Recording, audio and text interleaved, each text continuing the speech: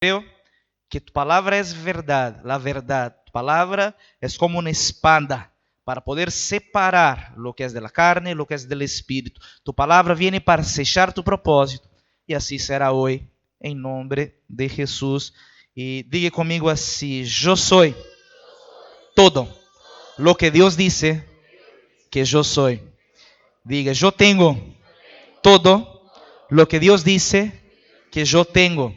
Y yo hago todo lo que Dios dice que yo hago.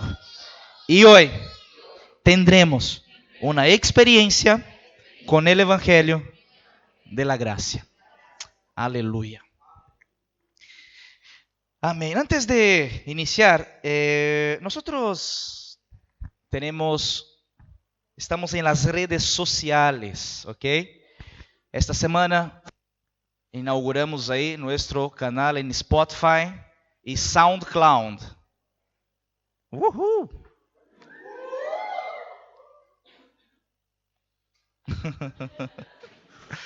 Ya tenemos nuestro canal en YouTube y ahora tenemos en Spotify y SoundCloud. ¿Cuál es la...? Ok. No. Oh.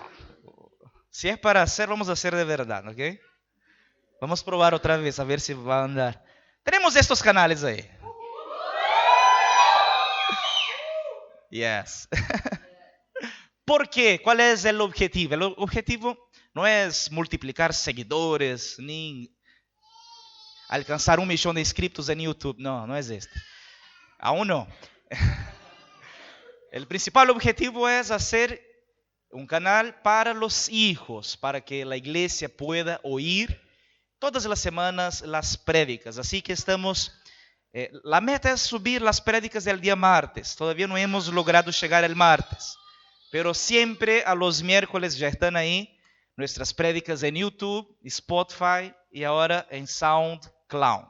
Al final del culto voy a enviar esta imagen al grupo de la iglesia, pero es muy fácil. Pastor, ¿cómo encontrar la iglesia? Pueden buscar por Iglesia La Vid Buenos Aires en Spotify, YouTube y SoundCloud y podés escuchar todas las prédicas domingo tras domingo y así ser edificado. Romanos dice que la fe viene por el oír. ¿Querés crecer en fe? Escuche la palabra de Dios. Pastor, ya escucha el domingo. Ok, ahora podés escuchar todos los días. Todos los días. Está en el subte, escuchar la palabra de Dios. Está en casa, escuchar la palabra de Dios. Yo aprendí eso cuando era un joven. Cuando tenía 16 años, me enseñaron este principio. Desde aquel entonces, todos los días, yo pasé a escuchar al menos una prédica por día. La sabiduría y la fe vienen de algún lugar. Amén. Entonces, coloca tu corazón en eso. Estoy seguro que vas a avanzar y crecer muchísimo. Gloria a Dios. Hoy yo quiero hablar. El tema está en la pantalla. Ahí. Yo quiero hablar sobre la herencia de los hijos de Dios. Diga conmigo, la herencia de los hijos de Dios. Yo sé que cuando somos salvos por la fe, cuando creemos en Jesús, colocamos nuestra fe en Jesús, cuando confesamos a Jesús como nuestro Señor, como Salvador, cuando nos bautizamos, naturalmente tenemos una herencia, accedemos a la herencia. No sé si ya te diste cuenta, pero tenemos 2 testamentos en la Biblia, el Antiguo y el Nuevo. Y testamento normalmente son promesas que el testador hace para sus hijos y estas promesas se cumplen cuando el testador muere. Por eso existen 2 testamentos. Existe una alianza, un testamento anterior, que es un testamento antiguo, que es un testamento que está caduco, que se caducó. Tenemos un testamento que fue imperfecto, que fue incompleto, que es el Antiguo Testamento. Y luego tenemos el Nuevo Testamento, que es un testamento superior, que es un testamento completo, es un testamento nuevo. Y este testamento está lleno y repleto de promesas. Las promesas del testador, y el testador se hizo hombre, el testador se hizo carne, el testador subió a la cruz, fue colgado en la cruz para morir en nuestro lugar, y a partir del momento en que el testador muriera en nuestro lugar, nosotros podemos acceder a sus promesas. Somos hijos y podemos acceder a las promesas del testador porque nuestro testador murió. Aunque esté vivo. Es un muerto que está vivo. Por eso tenemos las promesas para cumplirse en nuestras vidas y a la vez tenemos el propio testador que está vivo entre nosotros. Hay mucha gente que piensa que las promesas de Dios tienen que ver solamente con aspectos espirituales. Pero no es verdad. Los aspectos espirituales son importantes. Los aspectos espirituales son fundamentales. Pero las promesas son muy completas. Y una vez que creemos en Jesús, recibimos, por ejemplo, el perdón de los pecados. Vos fuiste perdonado por sus pecados. La maldición del pecado, de la ley, ya no puede tocarte más. ¿Por qué? Porque ya fuiste perdonado. Ya te tornaste justo en Dios. Esta es una otra bendición. Ya te tornaste santo. Todas estas bendiciones son bendiciones que podemos tocar según la fe. Pero existen cosas prácticas en nuestras vidas. Existen situaciones que son prácticas, que son reales, que tocan nuestra existencia, que tocan nuestro día a día. Existen dentro de los evangelios de Jesús, existen las biografías que son los evangelios. Nos damos cuenta que todos los que estaban aflictos, todos los que tenían un problema, todos los que necesitaban de un milagro, cuando se acercaban a Jesús, Jesús les tocaba y Jesús les concedía lo que necesitaban. O sea, la herencia toca aspectos espirituales, pero la herencia también toca aspectos naturales. Y yo creo que hoy es un día de liberar las promesas del Señor sobre nuestras vidas. ¿Cuántos necesitan de milagros de Dios en sus vidas hoy? Los milagros son reales. Los milagros son reales, son verdaderos y funcionan. La fe funciona. Yo no tengo respuestas para todas las preguntas y ni tengo respuestas para todos los problemas. Esta semana, hace un poco más de una semana, tuvimos una situación muy difícil aquí con una familia nuestra de la iglesia. Los hermanos ya saben, pero yo quiero usar como intro y por eso estoy predicando eso hoy. Amanda y Humberto, que son líderes aquí en la iglesia, Amanda tuvo que viajar porque su hermana intentó suicidio un día. Ella llegó, alguien la encontró y gracias a Dios ella no consiguió efectuar el hecho. Así que había un bombero cerca y consiguieron reanimarla. Pero en el otro día, su padre sufrió un accidente de trabajo y falleció. Vino a fallecer.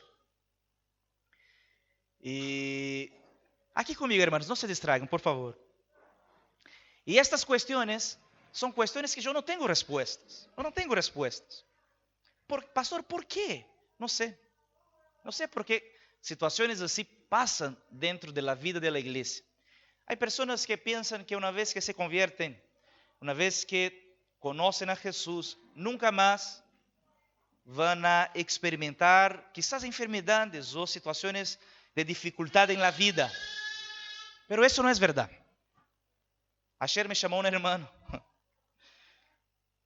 Estaba de vacaciones en Bariloche. Aquí de la iglesia, estaba con su familia y me dijo, pastor, necesito hablar con un hermano que hace cambio ahí de la iglesia, porque estábamos de vacaciones en Bariloche. Y alguien entró en nuestra cabaña y robó toda la plata. Llevaron el celular y toda la plata, toda la familia, nosotros estamos aquí sin un mango. Esta semana, yo tengo 3 hijos, son muy inteligentes, hermosos, pero los padres saben que ahora estamos en vacaciones de invierno y tenemos que orar para el Espíritu Santo revelar qué hacer con eso, ¿no, hermanos? Señor, ¿qué hacemos en vacaciones de invierno? Y es muy interesante porque yo no sé qué hacen los niños, los hijos, que cuando uno se enferma parece que ya charlan antes, ya arreglan todo, dejan todo coordinado. Cuando uno se enferma, parece que ya está todo más o menos coordinado entre ellos, el otro se enferma, el otro se enferma. Y parece que es todo bastante coordinado. Y esta semana pasó eso en mi casa, uno se enfermó, luego el otro, y hoy están los tres. Y hay fiebre y ahí se lleva a los médicos y los médicos dicen siempre que es un virus, ¿no? Los alumnos de medicina deben aprender sobre todos los virus, porque es así, los hermanos que están en UBA ahí, haciendo las universidades de medicina, se lleva al médico y es un virus, va a pasar. Pero a mí, antes de llevar al médico, siempre me gusta orar y creer por la sanidad. Y esta semana, Valentina cruzó la casa de los 40 grados de fiebre. Es mucho. Y ahí Flavia me dijo, voy a llevarla al médico. Yo, no, para, antes de llevarla al médico, vamos a orar. Oramos, cayó para 39. Aleluya. Oramos otra vez, cayó un poco más para 38. Paramos de orar, en una hora regresó a los 40. Y ahí yo me lleno naturalmente de crisis en relación a eso. ¿Por qué? Porque, Señor, tú sanaste hasta la suegra de Pedro de fiebre. Tú sanaste la suegra de Pedro, estaba con fiebre. Resucitaste los muertos. El Evangelio está repleto de milagros extraordinarios. La vida cristiana no puede ser una vida de filosofía. La vida cristiana no puede ser una vida de teología. La teología es importante. Yo creo que cuanto más podés entender de teología, mejor. No sé si la filosofía sea tan importante, pero la teología es. El conocimiento es fundamental, pero el conocimiento solo no es la totalidad. Jesús exhortó a sus discípulos diciéndolos, ustedes necesitan conocer la verdad, necesitan conocer la palabra, pero necesitan conocer el poder de Dios. ¿Cuántos están conmigo? Y el poder de Dios está dentro de las promesas para la iglesia. Yo creo en eso. Yo creo que llegó el tiempo de vivirmos de manera más abundante el poder de Dios dentro de la iglesia. Yo creo que ya está en el momento de la iglesia entender que existen promesas que son promesas superiores, que son promesas elevadas, que son promesas más altas. Hoy estaba en mi casa preparándome para venir al culto, orando por el culto, y yo he orado por la iglesia y siempre he orado por los hermanos. Y digo a los hermanos, Señor, agarra a los hermanos que son débiles en la fe aún y haga con que ellos tengan experiencias poderosas. Yo oro por ustedes, oro por la iglesia, oro por los hermanos que están alejados. Y un hermano hoy me mandó un mensaje, pastor, este hermano está de viaje, no está aquí. Me dijo, pastor, y es uno de estos hermanos que siempre oro porque está un poco alejado, su fe está débil. Él me mandó un mensaje hoy, pastor, pasó algo muy raro conmigo. Esta noche yo tuve un sueño y vi a Jesús. Vi a Jesús. Y quiero compartir. Y él buscó una imagen en la internet. Hizo lá buscó una imagen de la internet y me envió. Era más o menos así. ¿Qué significa? ¿Por qué? Yo no le conté, pero estaba orando por él. Y ahí yo le dije, ¿sabes por qué? Jesús quiere hablarte algo. Yo creo en los sueños, yo creo en las promesas, yo creo en lo sobrenatural. Yo creo que llegó el tiempo de nuestras células serem levantadas con autoridad y poder. Hay un enfermo, orar por los enfermos y sean sanados. Hay demonios, oren por los endemoniados y sean liberados. Hay deudas, hay pobreza, hay hambre. Oremos y Dios genera la provisión sobrenatural. Existen 4 evangelios. El Evangelio de Mateo, de Marcos, de Lucas y Juan. Alguien puede preguntar, pastor, ¿por qué 4? Porque Jesús tiene 4 biógrafos. Son 4 personas que contaron sobre Jesús, contaron su historia. Y cada persona contó su historia basada en algo específico que miró, que vivió. Entonces, tenemos aquí varios hermanos. Si yo elijo, por ejemplo, a Adson. y separo 4 personas para hablar de Adson. Cada persona va a hablar sobre algo específico de la vida de Adson. Yo puedo decir, Adson es un hermano precioso, es un hermano fiel. Él y su familia son fieles, están con nosotros desde hace 2, 3 años ya, ¿no? Son fieles, constantes, perseverantes. Quizás su esposa va a decir, Pastor Adson es un marido, esposo súper romántico. En los últimos años, yo todos los días despertaba, había rosas, desayuno en la cama, regalos, incontables regalos. ¿No es así? ¿Es así, verdad? Claro. Sí, la risa confirma. Adson vende coxinhas. Y si un cliente va a hablar de Adson, dice, pucha, lo que hace Adson es riquísimo. Adson es un excelente cocinero. Quizás un compañero de facultad va a decir, Adson es un estudiante, un alumno muy aplicado, muy concentrado, un buen alumno.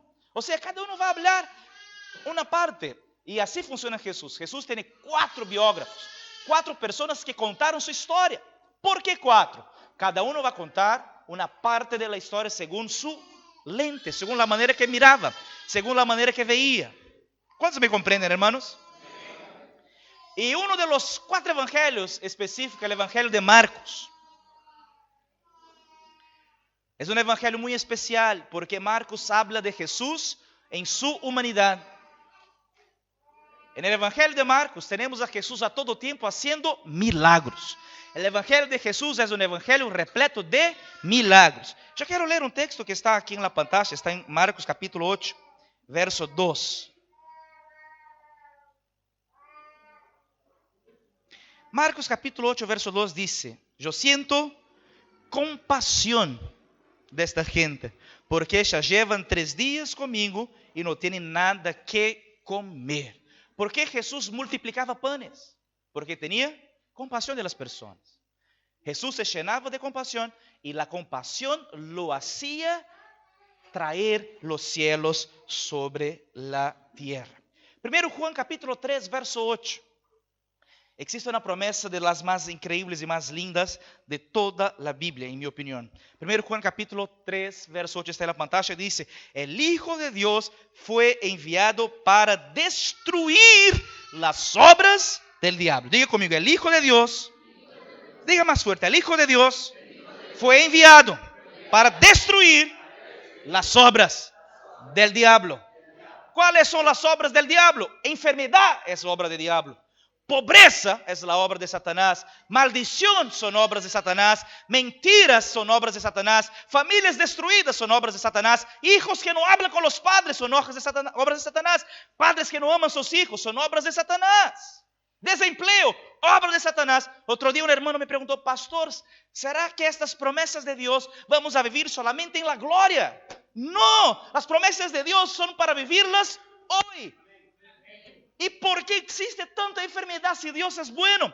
Dios es bueno, pero no es Dios que genera la enfermedad. Dios es bueno, Dios es Dios. Y no es Dios que genera la pobreza. No es Dios que genera el hambre. Yo sé que existen muchas teologías que lamentablemente dañaron la iglesia. Que son teologías que dicen que la enfermedad proviene de Dios. ¿Cuántas veces ya predicaron la pobreza en el pasado como virtud? Hay mucha gente que dice así, pastor, mira, vino fulano, ¿sabes qué? Él es muy humilde.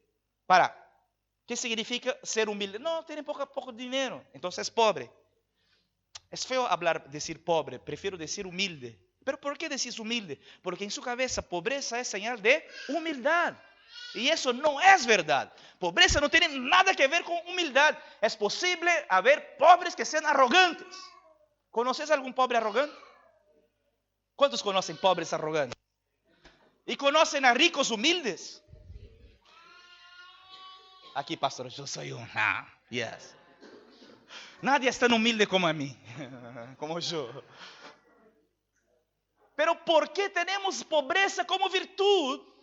Porque eso fue enseñado durante años. La Iglesia Católica enseñó, existe una teología dentro de la Iglesia Católica que enseña que la pobreza es virtud.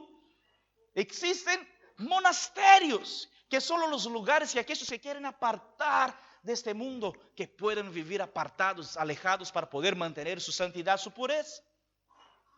Por otro lado, existen personas que van a orar. Yo ya presencié, ya vi eso muchas veces en la iglesia. Chegamos ahí en la célula, estamos reunidos y uno dice: pastor, yo quiero orar por fulano porque está enferma, una tía, quizás un tío, un primo. Y un hermano levanta y dice: vamos a orar, si Dios quiere va a sanar. Para, eso no es un tipo de oración que se hace.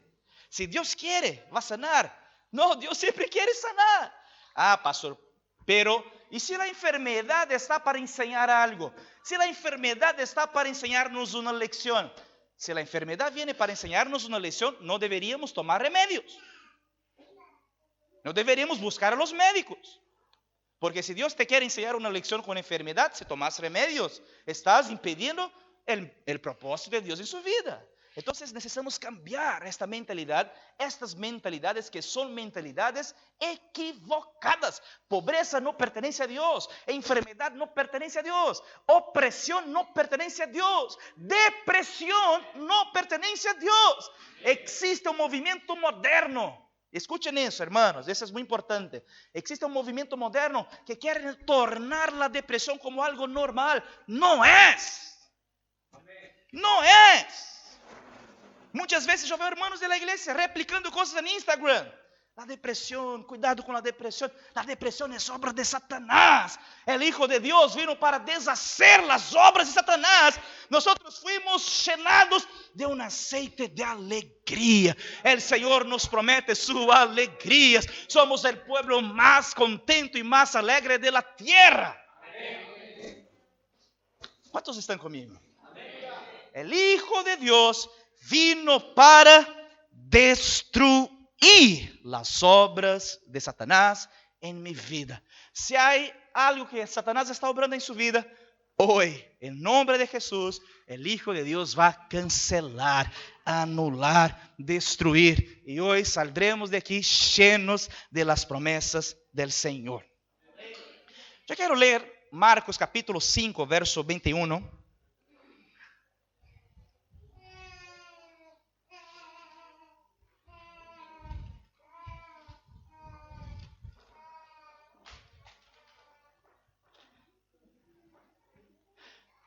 El Evangelio de Marcos capítulo 5,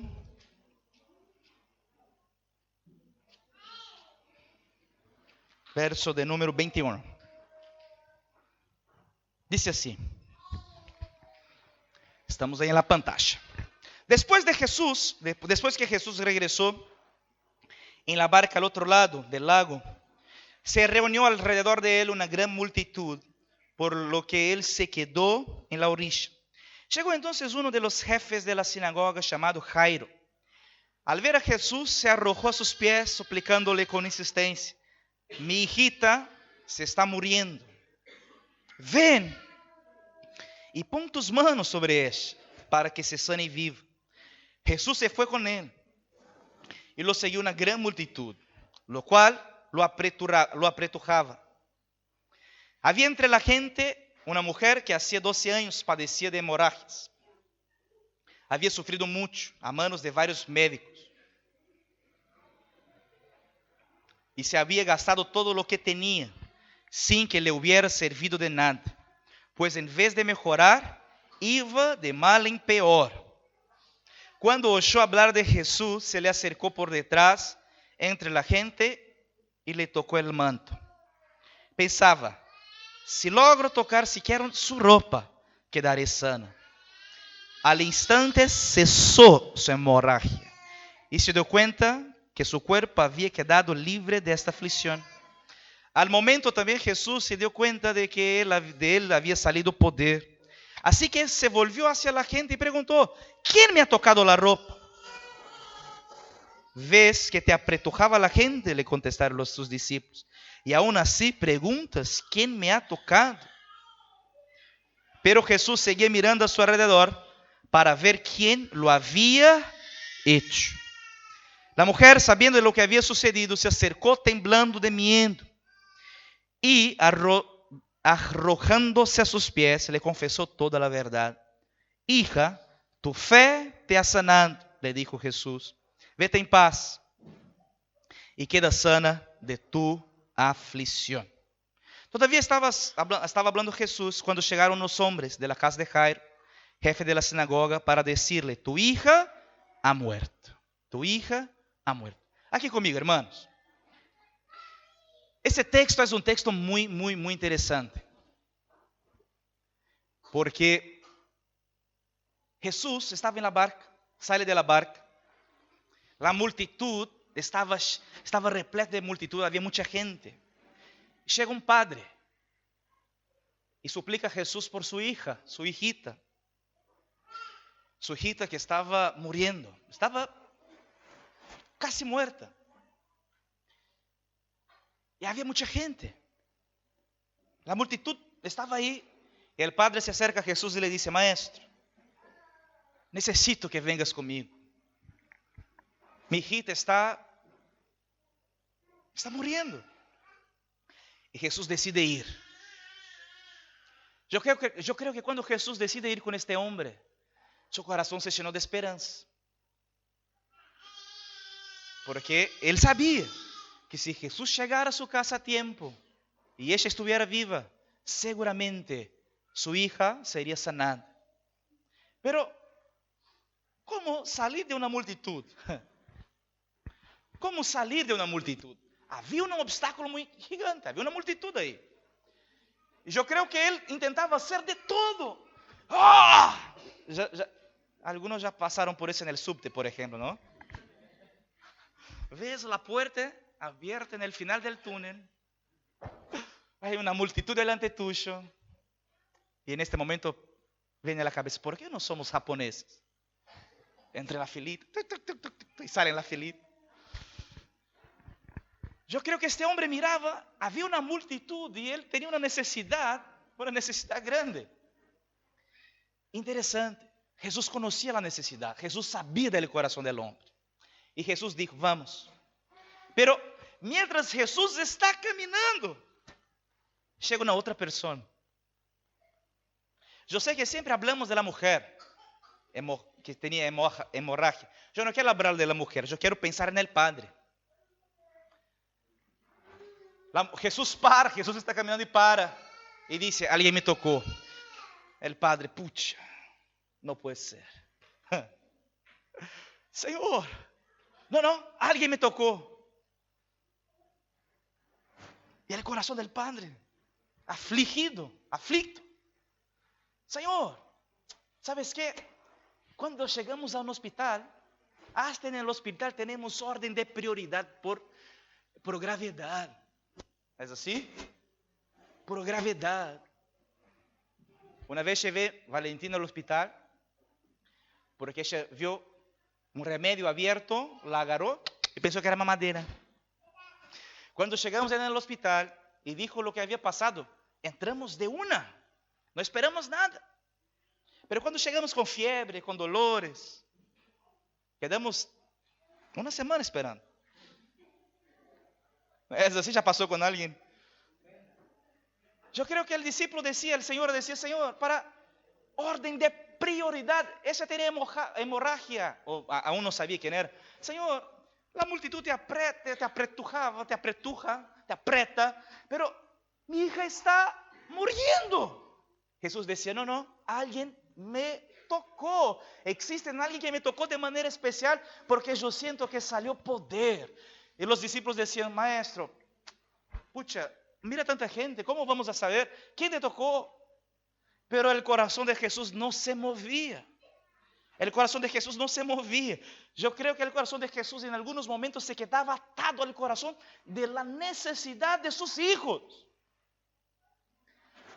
Había una necesidad que era ir, pero había una otra necesidad que era quedarse. Porque si había un padre en desesperación por la vida de su hija, había una otra mujer que le había tocado y él sintió que salió poder. Y Jesús para en el tiempo. Existen algunos momentos que tenemos prisa. Necesitamos de urgencia. Y Jesús está en camino para poder sanar, tocar en nuestra necesidad. Pero Jesús paró. Jesús paró y inició una charla. ¿Quién me tocó? La mujer decía: Señor, yo te toqué. y decía comiendo, porque pensé, dijo, si al menos tocar en su manto me quedaré sana. Y el Señor para y empieza a enseñarla. El Señor para y empieza a decirle, tu fe te sanó, vete en paz. Y Jesús paró para tener tiempo para amar. Mientras Jesús paraba para amar, mientras Jesús paró para servir, mientras Jesús paró para darse, llega la noticia. ¿Cuál noticia? Jairo, tu hija está muerta, murió. Yo creo que el corazón de Jairo se llenó de, no sé, no está escrito, pero necesitamos pensar un poco. Pucha, ¿cómo Jesús se pudo distraer? ¿Cómo Jesús se dejó distraer? Esta mujer podría haber esperado, ahora mi hija se murió, está muerta, la mujer está ahí, ahora no tiene más hemorragia. Ya hace 12 años, ¿qué sería un año más? El corazón del Padre, ¿no? 12 años ya, un año más, un año menos. ¿Cuál diferencia hacía? Podría agendar con sus discípulos, podría sentar con Jesús mañana, podría esperar la otra conferencia. Y Jesús paró. Mientras Jesús paró, la hija murió. ¿Qué pasó? Después de la muerte, Jesús dijo, ahora vamos. Señor, ahora ya no da. ¿Por qué? Porque está muerta. Está en la secuencia del texto. Jesús dice, no está muerta, se duerme. Señor, está muerta. No está muerta, se duerme. Y nosotros vamos a levantarla. Vamos a seguir el texto. Estamos en el verso 35, ¿verdad? 36. Sin hacer caso de la noticia, Jesús dijo al jefe de la sinagoga, no tengas miedo, cree nada más. No dejó que nadie lo acompañara excepto Pedro, Jacob y Juan, el hermano de Jacob. Cuando llegaron a la casa del jefe de la sinagoga, Jesús notó el alboroto, que la gente lloraba y daba grandes alaridos. Entró y les dijo, ¿por qué tanto alboroto y llanto? La niña no está muerta, sino dormida. Jesús, me encanta su autoridad, ¿no?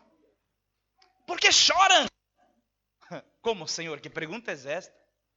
Imagina, la niña murió, no está muerta, está dormida. Señor, esa no es la verdad. Depende. Es tu verdad, no es la mía. ¿Por qué? Porque ni la muerte significa final para el Señor. Ni la muerte significa que la situación no se puede cambiar. Yo conozco y sirvo a un Dios que hasta la muerte Él puede revertir en vida. En algunos momentos podemos mirar nuestra historia y pensar, pucha, yo oré, yo creí, pero murió. El Señor te dice hoy, no está muerto. Está dormido. Señor, ¿por qué? ¿Por qué se demoró? Yo vi en mi célula, tú hiciste la sanidad, tú hiciste el milagro. A mi hermano, yo oré por él y él fue sanado. Yo oré por él, él prosperó. Y mi hija se murió. ¿Por qué? Y el Señor te dice, no está muerto, está dormido. Verso 40. Entonces empezaron a burlarse de él, pero él sacó a todos. Tomó consigo al padre y la madre de la niña y a los discípulos que estaban con él y entró a donde estaba la niña. La tomó de la mano y le dijo, Talita cum. Una vez un hermano me preguntó, pastor, ¿este era el nombre de la niña? Se llamaba Talita. No. ¿Por qué eso está en la Biblia? Los autores, los traductores, en algunos momentos, dejaron la expresión como era en el original, para dar un poco más de drama. ¿Entendés? Por ejemplo, cuando Jesús está en la cruz, Jesús grita, Lama, lama, sabactani. Wow, es lindo, ¿no? ¿Qué significa? Dios mío, ¿por qué me desamparaste? Es igual aquí. Jesús dijo, está en el cuarto y la niña, Talita cum. ¿Qué significa? Niña, a ti te digo, levántate. Wow. verso 42. La niña que tenía 12 años. Por eso lloraban los padres, imagina, 12 años.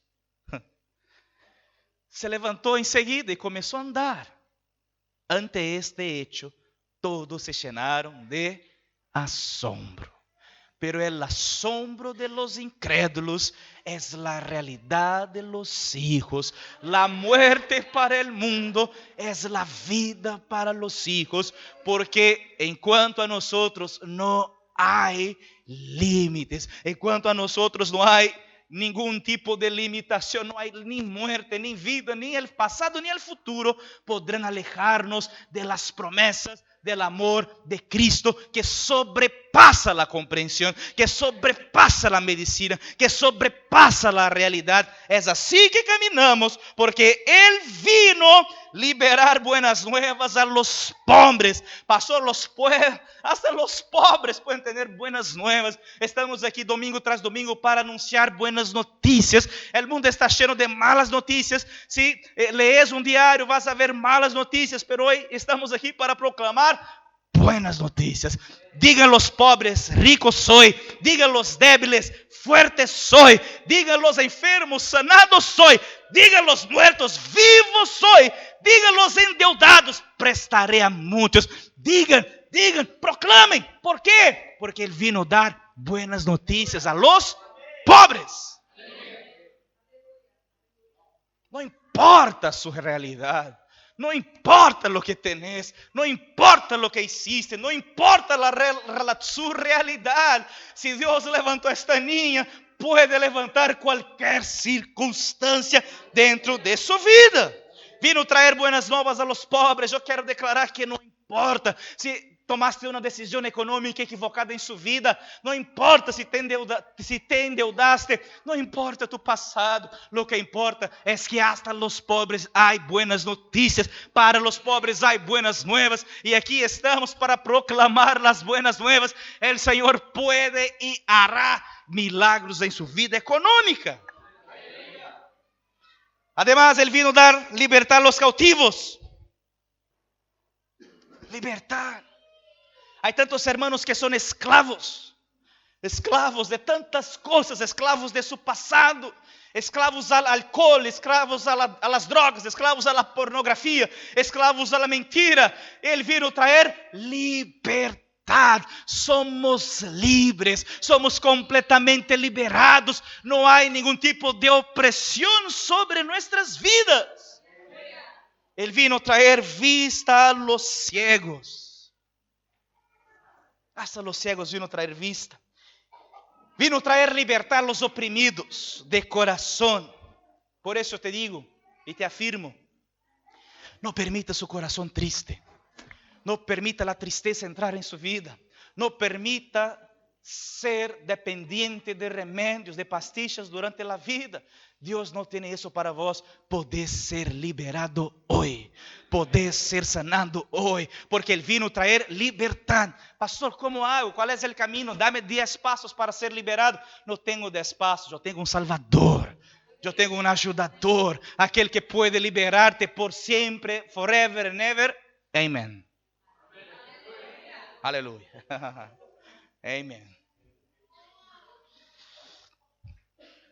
Y la gran pregunta, y yo quiero finalizar con eso, es: ¿y cuando falla la fe?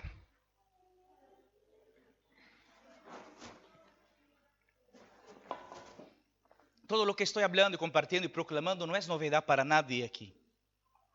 Alguien puede decir: pastor, yo ya sé que Dios puede traer provisión en mi vida. Yo ya sé que Dios puede generar sanidad en mi historia. Yo ya sé que Dios puede sanar mi corazón oprimido. Yo ya sé. Pero yo ya intenté. Ya intenté creer. Ya creí de verdad. Ya proclamé. Pero la fe falló. Y cuando la fe falla. Y cuando falla la fe. ¿Sabes qué?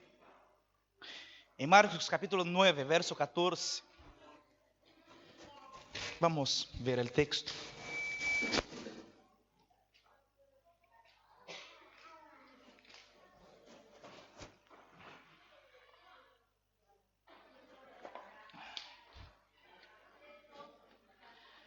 Marcos capítulo 9, verso de número 14, dice así. Cuando llegaron a donde estaban a los otros discípulos, vieron que a su alrededor había mucha gente y que los maestros de la ley discutían con ellos. Tan pronto como la gente vio a Jesús, todos se sorprendieron y corrieron a saludarlo.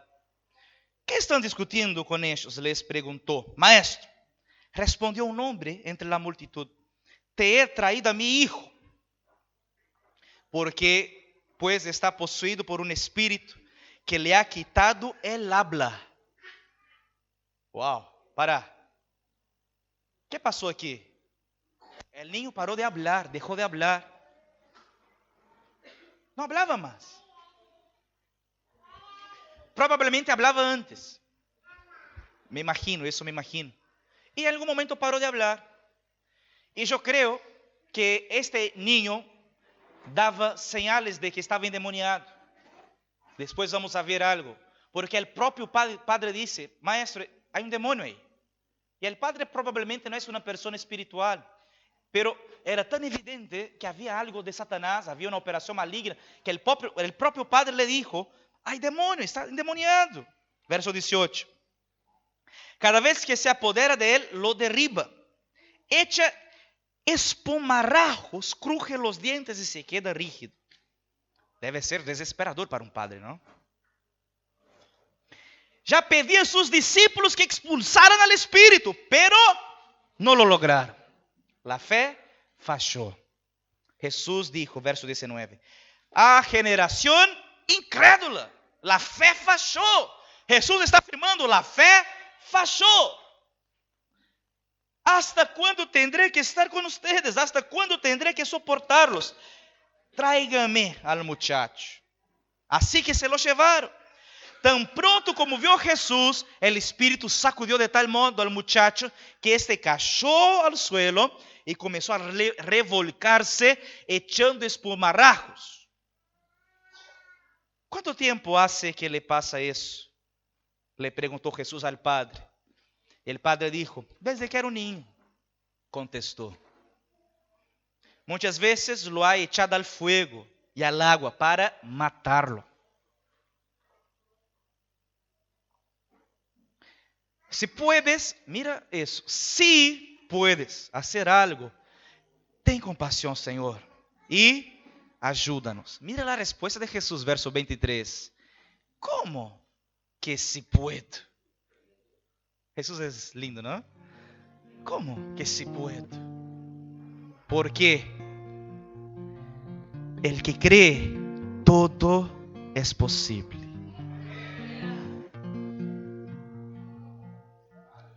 Sí creo, exclamó él de inmediato el padre del muchacho. Pero luego dijo, mira lo que dijo después, ayúdame en poca fe. Porque él dijo, yo creo. Paró un poco, probablemente recordó su historia. No creo de verdad. Porque si creyera de verdad, él ya estaría sanado. Yo traje a la célula. Sus discípulos oraron y tampoco fue sanado. Existen algunos momentos que la fe falla. Existen algunos momentos que la presión es tan grande que parece que no soportamos. Desanimamos la fe. Intentamos tantas veces y nada. Intentamos cuando parece que va a romper. Caes en el mismo ciclo de tu pasado. Y parece que el ciclo regresa otra vez. Y nunca rompes los límites. Nunca avanzas. Y en este momento paramos y llegamos a la conclusión. No creo de verdad. La fe falla. Yo sé que Dios puede hacer. Si Él quiere hacer, Él puede hacer. Pero el problema soy yo. Yo no creo. De una Él dijo, sí, yo creo. Paró un momento, pensó, evaluó su historia. Llegó a la conclusión, Señor, ayúdame a mi poca fe. Existen situaciones de la vida que hasta la fe, hasta creer es difícil. Estava orando estes dias por Amanda e Humberto, por exemplo. Eu creio que essa é uma situação que é difícil crer. Hasta crer se torna difícil. Pero em momentos assim, podemos levantar nossas vozes e não querer crer, pero podemos pedir ajuda à fé. Senhor, ajuda minha fé. Eu pensei que podia crer, pero não pude crer. Eu hasta leí os livros de Reinhard. Ajudei 21 dias. Fui nas conferências de milagros. Segui a Anacondia, a Reinhard Bonk. Recebi a oração de Cláudio Freitas. Pero nada funcionou. Ajuda minha pouca fé.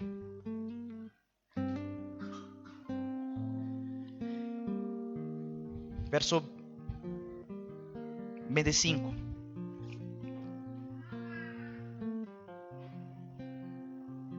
Al ver Jesús que se agolpaba a mucha gente, reprendió el espíritu maligno, espíritu sordo y mudo, dijo: te mando que salgas y que jamás vuelvas a entrar en él.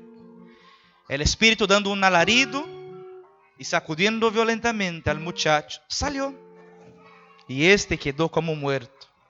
Tanto que muchos decían: murió.